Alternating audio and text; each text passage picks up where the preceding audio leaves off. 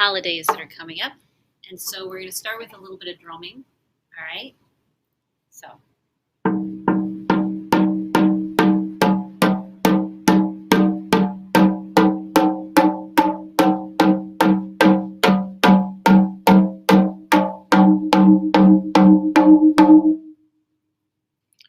lot of times I drum because it draws things into me. It draws in ideas. It draws in solutions. It draws in wisdom. It connects me to a higher power. Drumming is something that I really just keep around because it can always be used. So I can at any time pick up my drum and drum if necessary and do what I need to do to help me get grounded. So with Thanksgiving coming up, I'm sure everybody is feeling the tension of it.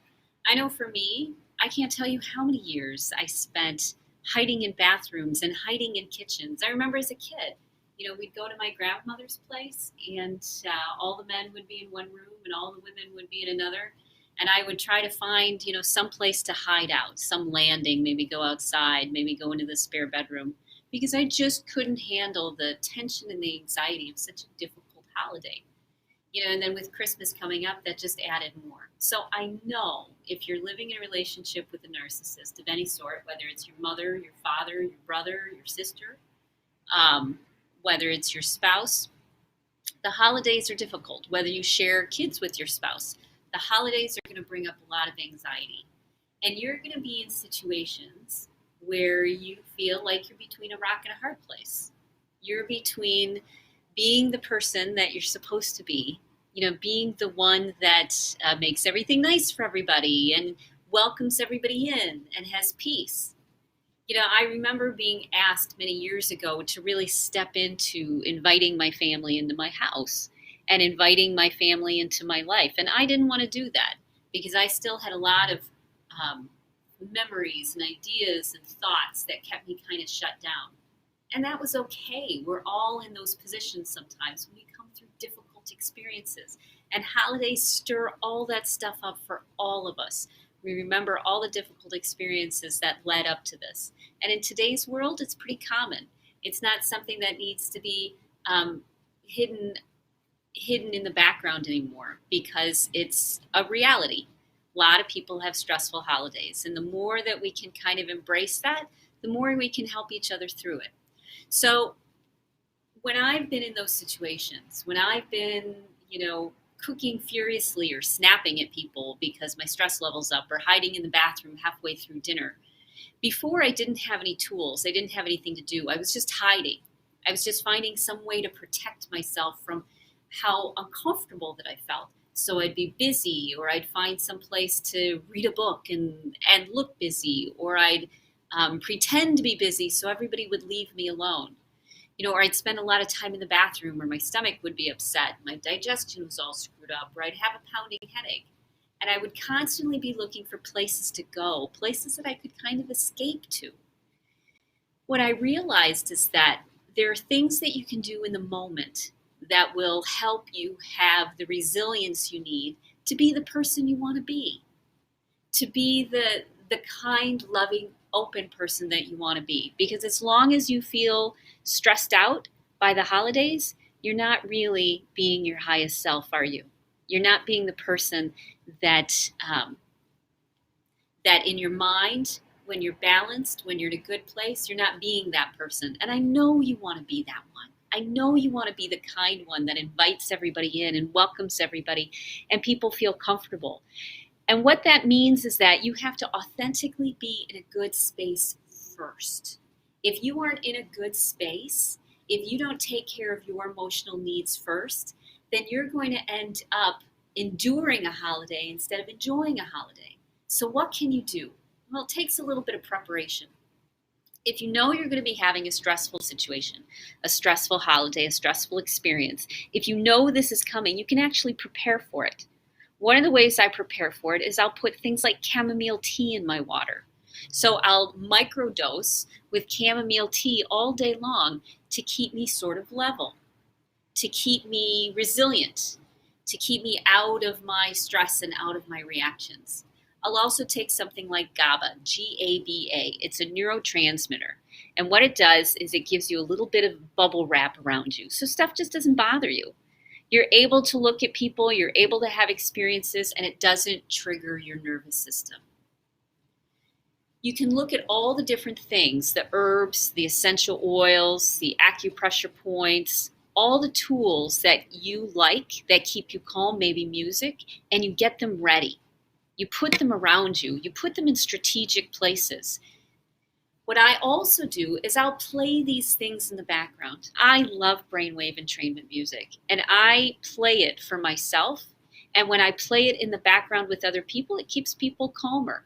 The same thing with essential oils. I'll put essential oils on, and it not only makes me feel good, it helps everybody else in the room feel good, and the energy gets lightened. Things are a little bit easier. But let's say, you've created a perfect environment that you still feel tense, you still feel knotted up, and you just can't quite handle the tension that's out there. I get that. So this is what you need to do. Whenever you start to feel the tension rise, you pause. You find some reason to go someplace else.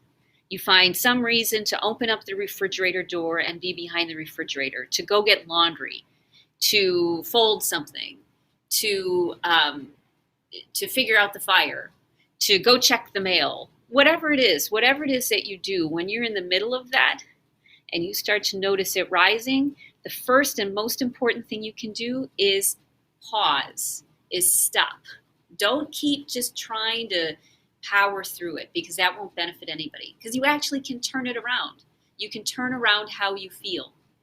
So, okay, you notice the stress coming up, you hide behind the refrigerator door, and you use one of the tools we've talked about. Let's say havening. You're behind the refrigerator door and you're stroking your arm 20 times. It's no big deal. Nobody has to see it. And when you do that, that calms your nervous system down. And if you can't do your arms, you can do your hands. I can't tell you how many times I've used my hands to calm down when I couldn't hide, when I couldn't go anywhere. I'd stroke my hands. You can also stroke your face. All of those things will calm your nervous system. Another thing that I do are acupressure points. There's lots of different acupressure points that you can use. My favorite are the TAT points, which are thumb, ring finger, inside of your eyebrows, middle of your forehead, and the other hand on the back of your head. If you do that physically, it flips your nervous system out of the stress place. Some other people like different acupressure points. One's maybe in the palm of their hand, or they like the acupressure points on the tips of their fingers. One of the things that I do, which works really well, is you can create an anchor. You can create a loving feeling. And this is how you do it. It's kind of exciting. You let yourself remember something, be in a safe space, and remember something that makes you feel loved, that makes you feel grateful, that makes you feel a higher level of kindness and beingness. And then you do some physical thing to remind you of it. So I'll squeeze the tips of my fingers. So, all right, you do that 3 times. You have a beautiful memory come up, and then I'll squeeze the tips of my fingers. And then I'll let myself have a different beautiful memory come up. I'll squeeze the tips of my fingers. And then I'll have a third beautiful memory come up, and I'll squeeze the tips of my fingers. Then, when I'm in the middle of Thanksgiving and all I want to do is hide in the bathroom, I can squeeze the tips of my fingers, and it will remind me, it will trigger my body into those positive feelings and experiences. If you add it with, some essential oil that you keep in the bathroom, and you do your havening and you do your TAT points, and you do some good breath work, and maybe you do a little bit of tapping and EFT, if you take those different tools and you blend them together, you'll actually be giving yourself a healing. So instead of Thanksgiving becoming something that you're completely trying to avoid because it scares the crap out of you and you're just trying to keep yourself level, it becomes something where emotions can come up and you can finally get them off your system. You can finally take them out of your brain and get them out of your body. It's a detox. So you can actually use stressful situations like the holidays as a way to detox the feelings that are held in your body that could go back generations. So, okay, this is my message for you. my message for you is Thanksgiving's going to be stressful. Own it, accept it, realize it, recognize it. Do something to prepare so that you can keep yourself stable and level moving up to it.